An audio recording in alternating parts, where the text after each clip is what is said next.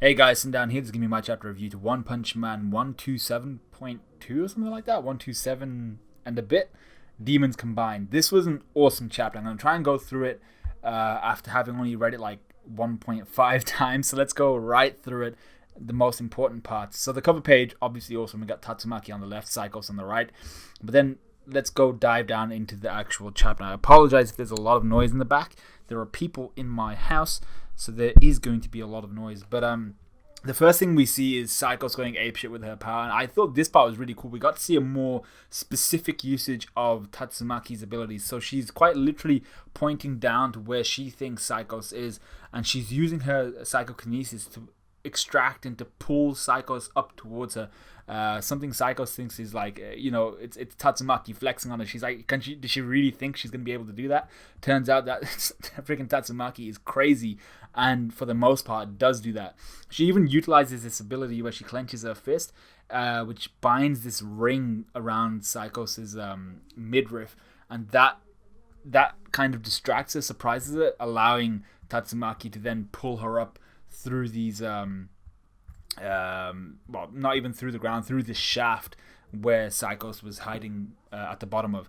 And I really liked here Tatsumaki's panel where everything's blacked out and she's just glowing. She's like piece of cake. She looks like a monster at this point. She's like, all I'm doing is fishing up a regular human. I'm like, she looks crazy, and her veins on her forehead are sticking out, much like Psychos, as if she's on that juice as well, that crack juice, So Psychos actually surprises me here as well. She breaks out of this ring, this thing that's binding her around her midriff. So a Tatsumaki ability, basically. She breaks out of it, surprising Tatsumaki. And not only that, she then does the opposite of what Tatsumaki did. So Tatsumaki bound her within this psychokinetic ring and yanked her up as if she was like fishing for her. But then what Psychos does is breaks out of that ring, binds Tatsumaki in a similar ring, and yanks her down as if it's the fish pulling back. So Tatsumaki actually gets pulled straight through the ground, through multiple floors, plummeting straight down towards Psychos. I thought that was epic. This isn't going to be something which Tatsumaki could just easily walk through. She's going to have to put in a little bit of effort, something which we haven't really seen before. At least I can't remember a time where we've seen her put in a lot of effort, or even a bit of effort.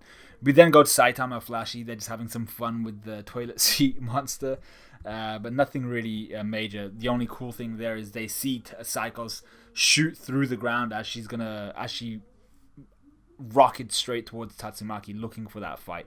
So then we get this epic collision. So we get the initial collision where Tatsumaki and Psychos, both of their bubbles kind of hit each other, and they're just looking each other in the eye. One Psychos is looking pissed off, like she's putting all of her energy, all of her life into this, whereas Tatsumaki looks like she's just ready for a fight. She's just smiling, looking more like the villain in this case. But I thought the drawing here was fantastic. You get their two bubbles clashing, but then you get this bubble around them. It looks very cellular. I can't remember what this reminds me of. Is it like a? Is it?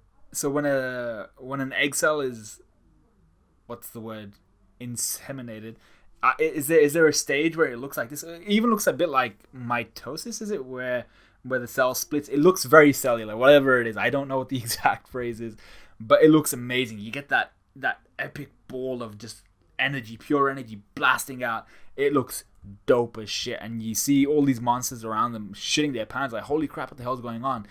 So Psychos is there saying, I'm going to kick the shit out of you, Tatsumaki. This is your fault for pushing me to this extent. But what I liked here was Tatsumaki's like, oh yeah, I don't give a shit about that. You see all these monsters dotted around her saying, holy shit, it's Tatsumaki, we're being invaded by the enemy.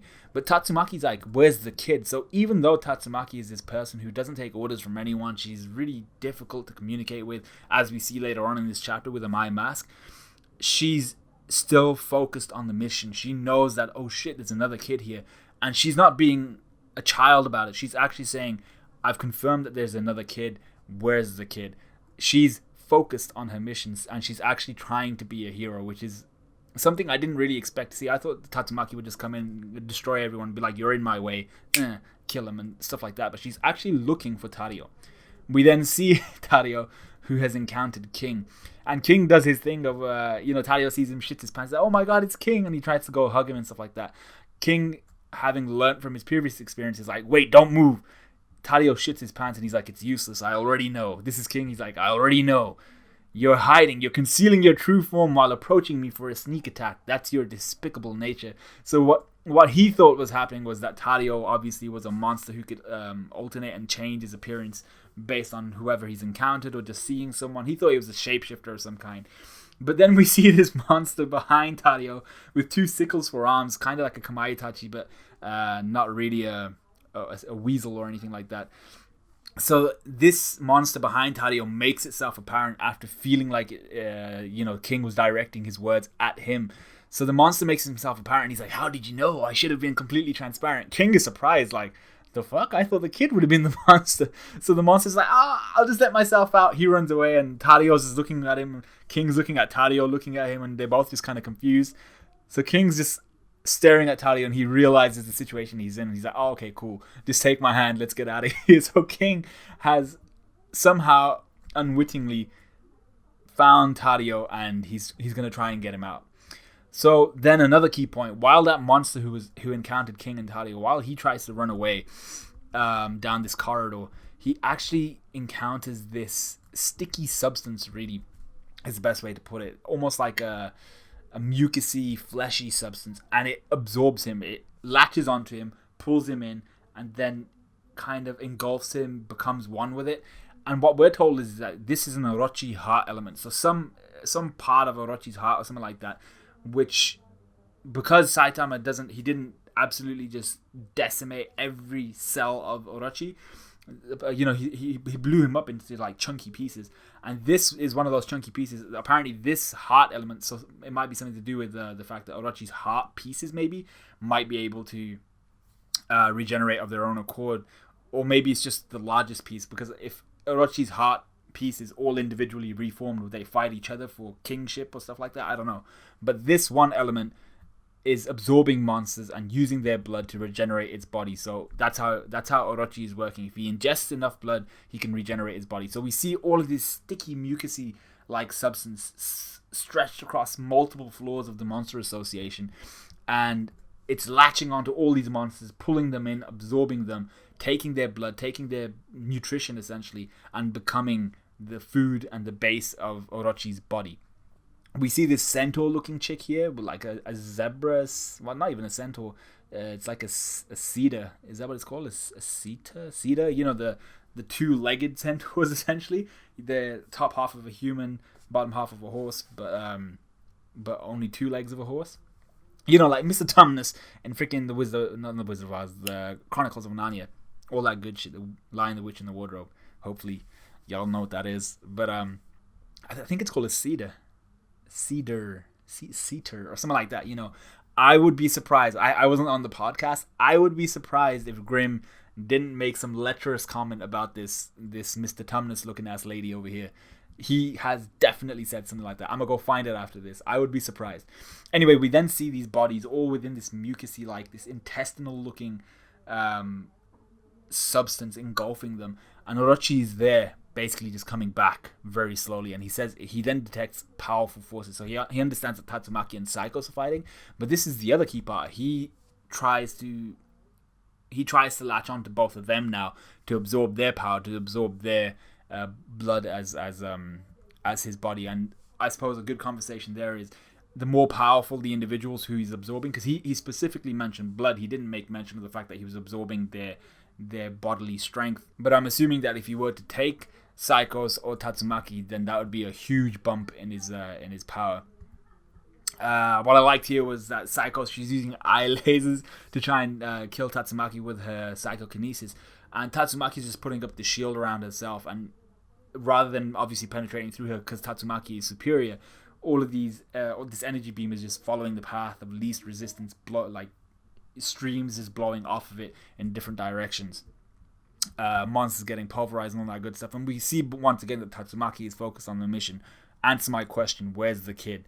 So what I loved here was we see Tadio again with King, and he notices that the King engine is getting louder, but what's happened is that King he's gone up a number of stairs, and he hasn't had any exercise in the last few weeks because he's just been playing video games, so his heart's thumping with the exercise. And Tadio's obviously like, oh my god, the King engine is going, this guy's prepared for battle at every second. So they go up this elevator, a nice mechanism, a water-based mechanism that will pull them up that shaft. But we see that an Orochi heart element is actually chasing after them, so we'll see how that goes. Tatsumaki has Psychos within her grasp. She's kind of defeated her. She just kind of restrained her, and she's asking where the kid is. Are there any more hostages that you've taken since you've been here? Psychos just lets it all out. She's like, the remaining outsiders in this hideout are Narinki's mercenary squad, who are dead. Hero Hunter Garo, all those guys. So then we actually see that Tatsumaki was relaying this all through her transmitter, and she's asking everyone else. She's like, "Can you hear this? I've got all this above intel." The one who responds is Amaya Mask, and he says, "Oh yeah, about that Narinki squad. I couldn't save them. They were brainwashed by a monster. I tried to stop them, but it was too difficult, and I had to engage them in battle, and I killed them." But what actually happens is he just straight up kills him, right? So we know that was the case. But Tatsumaki then gets in an argument with Amaya Mask, and he's like, because basically he talks about the fact that I didn't have it in me to stop these guys. I had to kill them. I had no other choice. And she's like, that just means that you weren't capable. You were lacking ability. And he makes mention of the fact that he's fighting a very dangerous cadre at the moment. So an executive, and she says, what's the big deal? It's just an executive. Can you not call for assistance? You should be able to do it yourself. And he's like, I can't do it myself. I need assistance. And she says, I'm pretty sure at one point she says, if we send someone over to you, that will put the plan in jeopardy. How do you know that won't happen? So while they're arguing, all Psychos really realizes is these guys are heroes, and they're arguing about who takes who, if they need help and stuff like that. So while this is happening, Tatsumaki is distracted, and she suddenly gets pulverized by a whole bunch of these beams, and you see these dragon-like heads all across the association. All basically Orochi elements, or parts of Orochi that he's gathered since pulling in all these bodies, and they all fired beams at Tatsumaki. So while Tatsumaki actually gets a little bit hurt, she's her clothes get slightly torn. She has some markings on her body. So this is the first time we've seen that, and then all we see is Psychos flying straight towards this mucousy membrane of Orochi that's trying to join up with her, that's trying to absorb. And she's saying, if we join up with your bodily abilities and my psychokinesis, if we amp those two together and we combine them, we're gonna kick the shit out of Tatsumaki. So Tatsumaki's still getting pulverized, and then the chapter finishes on Flash and Saitama and the toilet monster running away from one of these mucus membranes. So that was a really quick run through the chapter because I got a dip, but I really enjoyed it. I thought it was a good representation of Tatsumaki once again staying focused on the mission rather than just going in and blitzing everyone. I thought it was a good representation of how adamant Psychos is that she has to defeat Tatsumaki. She really, really hates Tatsumaki for some reason or other. Maybe it's her abilities as an Esper psychic. And then having seen King basically just going upstairs and not his heart thumping because of it, he really needs to get the cardio in. And then obviously Saitama with Flash, who just seem to be having the time of their lives, really. But let me know what you guys thought of this chapter. Let me know what you guys thought of this review. Like, comment, subscribe, all of that good stuff. And I will see you guys in a bit.